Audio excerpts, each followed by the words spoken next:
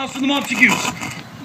My naked weapon is out. A quarrel, I shall back thee. House, turn thy back and run. Fear me not. No, Mary, I fear thee. Let us take the law of our side. Let them begin.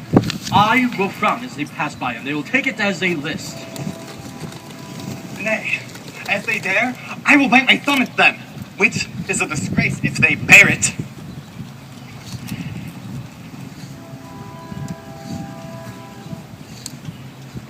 Do you bite your thumb at us, sir? I do bite my thumb, sir. Do you bite your thumb at us, sir?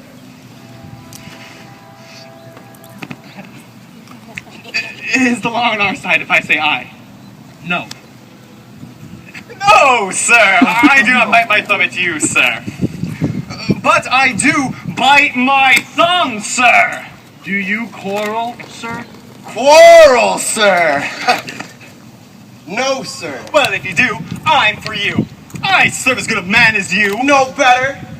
Well, sir? Say better. Here comes one of our master's kinsmen. Yes, better, sir. You lie. Draw if you be men. Gregory, remember thy swashing blow.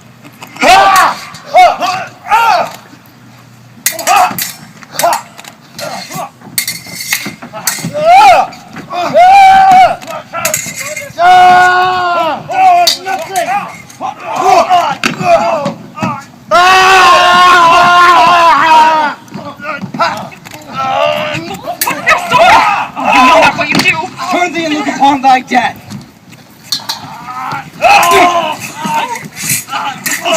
They do but keep the peace. Put up thy sword or manage to depart these men with me. What? Drawn and talk of peace? I hate the word as I hate hell, all Montagues, and thee. Have at thee, coward! You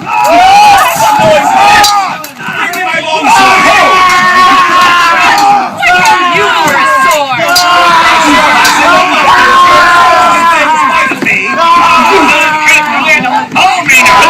Subjects!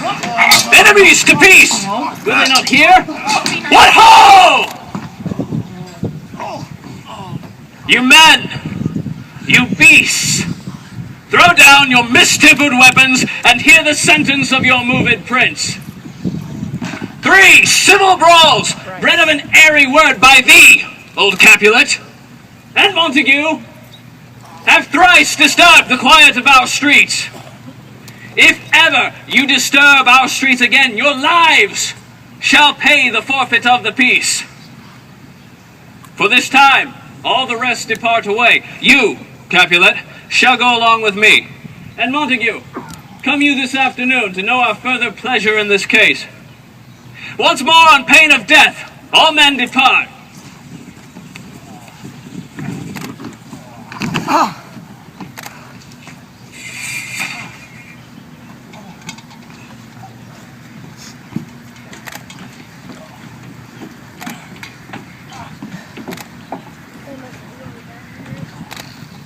Oh, where is Romeo? Saw you him today. Right glad I am he was not in this fray.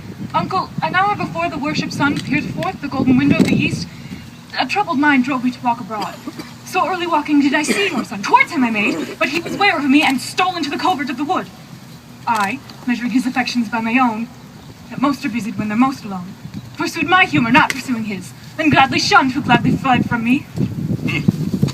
Many a morning hath he there been seen, with tears augmenting the fresh morning dew, adding to clouds more clouds with his deep sighs, black and portentous, that his humor prove, unless good counsel could the cause remove. My noble uncle, do you know the cause? I neither know it nor can learn of him. Have you importuned him by any means? Both by myself and many good friends, but he, his own affection's counselor, is to himself. See where he comes, so please you, step aside. I'll know his grievance, or be much denied. I would thou wert so happy by thy stay to hear true shrift. Good morrow, cousin. Is the day so young? But news struck 9. Ah me, sad hours seem long. Was that my father's that went hence so fast? It was. What sadness lengthens Romeo's hours? Not having that which having makes them short. In love? Out. Love? Out of her favor where I am in love. Alas, that love so gentle in his view should be so tyrannous and rough in proof. Alas, that love whose view is muffled still should without eyes see pathways to his will. Where shall we dine? Ah me, what fray was here? Yet tell me not, for I've heard it all. Here is much to do with hate, but more to do with love. Why then, O brawling love, O loving hate, misshapen chaos of well-seeming forms? This love have I that have no love in this. Dost thou not laugh? Can be ill. Her body lies in Capel's monument, and her mortal part with angels lives. I saw her laid low in her kindred vault, and presently took post to tell it to you. Oh, pardon me for bringing such ill news, for you did leave it to my office, sir. Is even so. Then I defy thee, stars. Thou knowest my lodging. Get me ink and paper and hire post horses. I will hence tonight. I beseech you, sir, have patience. Your looks are pale and wild, and do import some misadventure. Hush! Thou art deceived. Go and do the thing I bid thee do. Hast thou no letters to me from the friar? No, sir. No matter. Get thee gone. And hire those horses. I'll be with thee straight.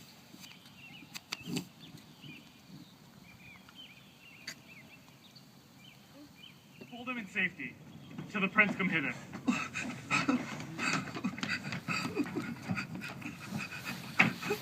Here is a friar that sighs, moans, and weeps. A great suspicion. Stay the friar too. What misadventure is so early up that calls us from our morning's rest? What should it be that they so shriek abroad? Some people in the streets cry Romeo, some Paris and some Juliet, but they all run with open outcry to our monument. What fear is this that startles in our ears? Sovereign, here lies the county Paris slain. And here Romeo and Juliet, warmed and newly killed. Search. Seek and know how this foul murder comes. Oh heavens, oh wife! See how our daughter bleeds. And this dagger is mistaken, for lo, his house is empty on the back of Montague. And it missheathed in our daughter's bosom. Oh, the sight of death is like a bell that warns my old age to a sepulchre. Come. Montague, thou art early up to see thy son and heir. More early down. Oh Lord, God, what manner is in this to press before thy father to a grave? Seal up the mouth of outrage for a while, till we can clear these ambiguities and know their spring, their head, their true descent. And then will I be general of your woes and lead you even to death. Meantime, forbear, and let mischance be slave to patience. Bring forth the parties of suspicion.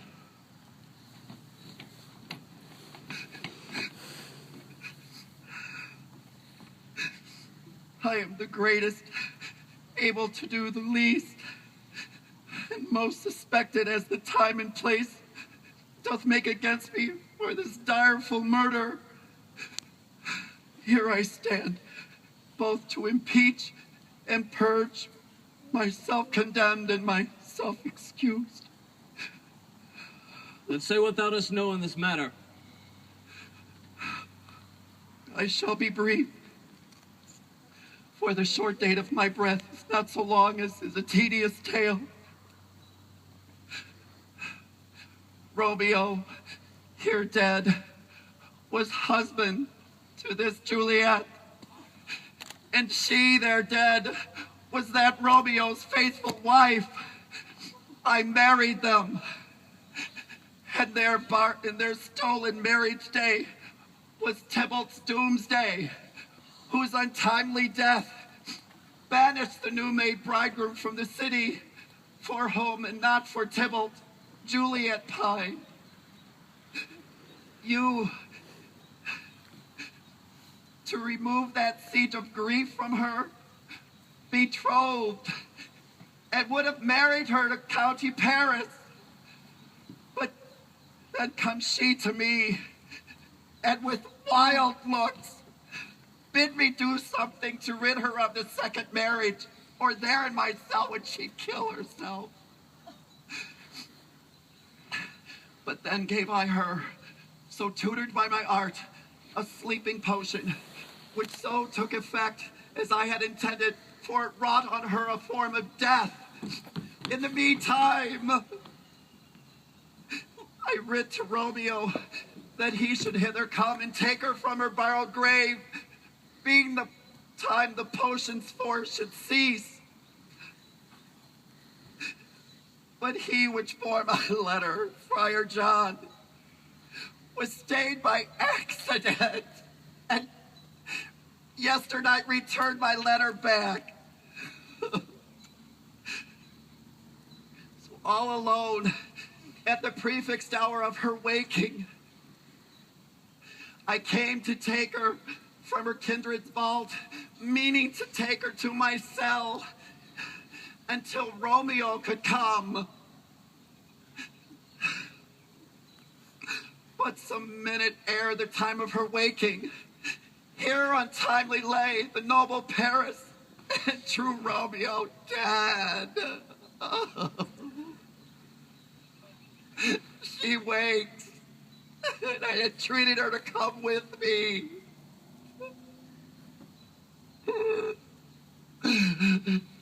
But a noise scared me from the tomb. She would not go with me because she was so desperate. And as it seems, did violence unto herself.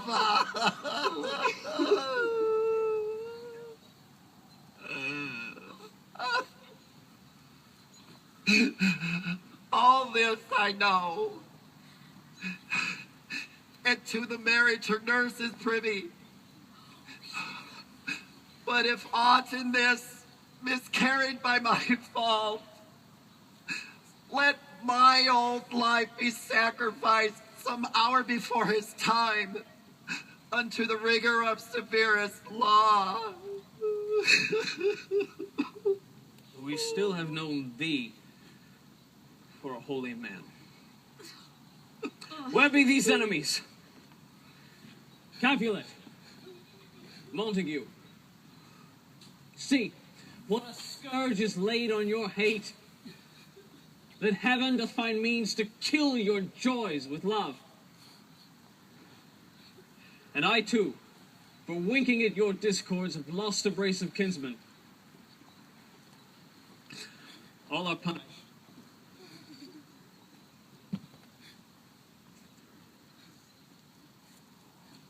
Oh, Brother Montague, give me your hand. This is my daughter's jointure. For nothing more can I demand. But I can give thee more. For I will raise her statue in pure gold. And while Verona by that name is known, there shall be no figure at that rate be set than that of true and faithful Juliet. As rich shall Romeo's by his ladies lie, poor sacrifices of our enmity. A glooming peace this morning with it brings. The sun, for sorrow, will not show his head. Go forth to have more talk of these sad things. Some shall be pardoned, some punished. For never was a story of more woe than that of Juliet and her Romeo.